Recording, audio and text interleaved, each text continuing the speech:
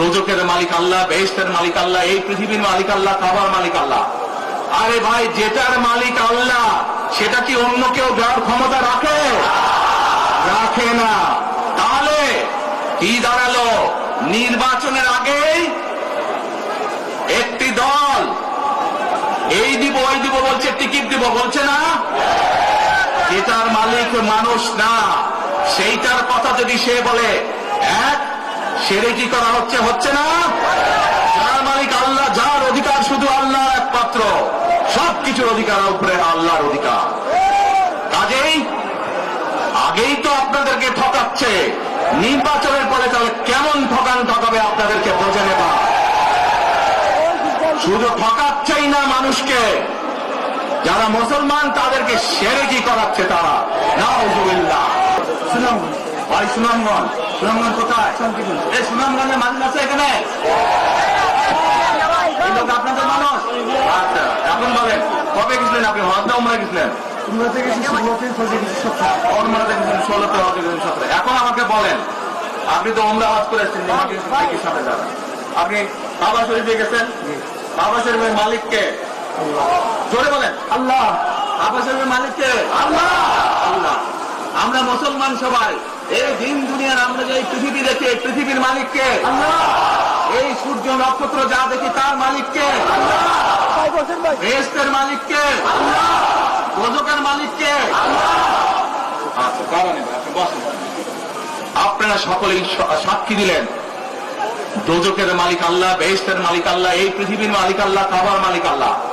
আরে ভাই, যেটার মালিক আল্লাহ সেটা কি অন্য কেউ দেওয়ার ক্ষমতা রাখে? রাখে না। তাহলে কি দাঁড়ালো? নির্বাচনের আগে একটি দল এই দিব ওই দিব বলছে, টিকিট দিব বলছে না? যেটার মালিক মানুষ না, সেইটার কথা যদি সে বলে, এক সেরে কি করা হচ্ছে? হচ্ছে না? যার মালিক আল্লাহ, যার অধিকার শুধু আল্লাহ একমাত্র, সবকিছুর অধিকার উপরে আল্লাহর অধিকার। কাজেই আগেই তো আপনাদেরকে ঠকাচ্ছে, নির্বাচনের পরে তাহলে কেমন ঠকাবে আপনাদেরকে বোঝে নেবা। শুধু ঠকাচ্ছেই না মানুষকে, যারা মুসলমান তাদেরকে শিরকি করাচ্ছে তারা। নাউজুবিল্লাহ। জীবন অবাক না করলে কে করবে? 28% মিল্ক ফ্যাটের অবাক করার সাথে ফ্রেশ মিল্ক পাউডার। জীবন অবাক করুক প্রতিদিন। প্রিয় ভাই বোনেরা, কেউ কেউ বলে অমুককে দেখেছে, তমুককে দেখেছে, এবার একে দেখেন।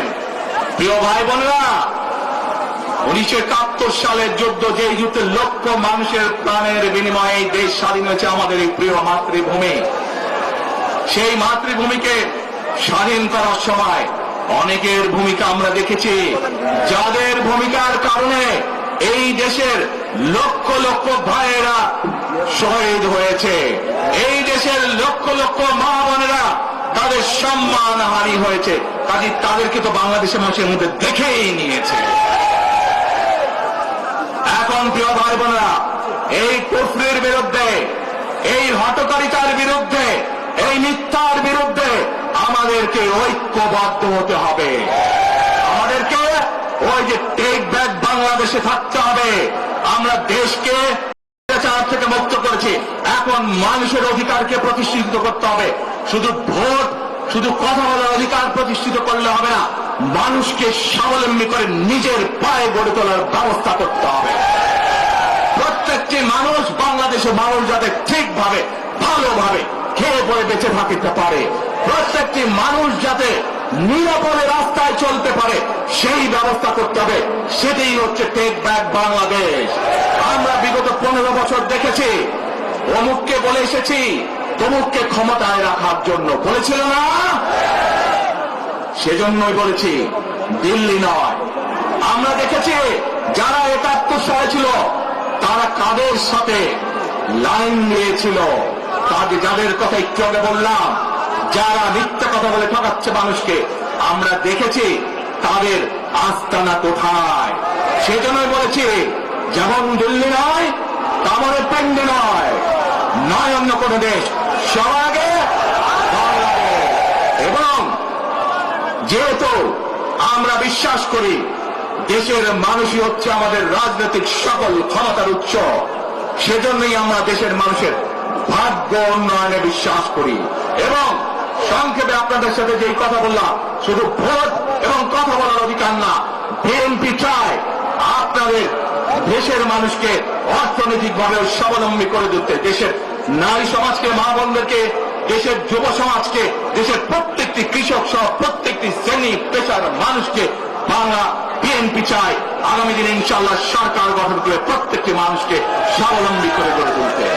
প্রিয় ভাই বোনেরা, সেজন্যই আমরা আরেকটি কথা বলি, আমরা দেখেছি কিভাবে শহীদ জিয়ার সময়, দেশে খালেদা জিয়ার সময় দেশকে আমরা এগিয়ে নিয়ে গেছিলাম। দেশে কলকারখানা তৈরি হয়েছিল, মানুষের কর্মসংস্থান হয়েছিল, দেশের মানুষ বেড়েছে গিয়েছিল। সেজন্যই আমরা বলতে চাই, করব কাজ, করব দেশ, সবার আগে বাংলাদেশ। করব কাজ,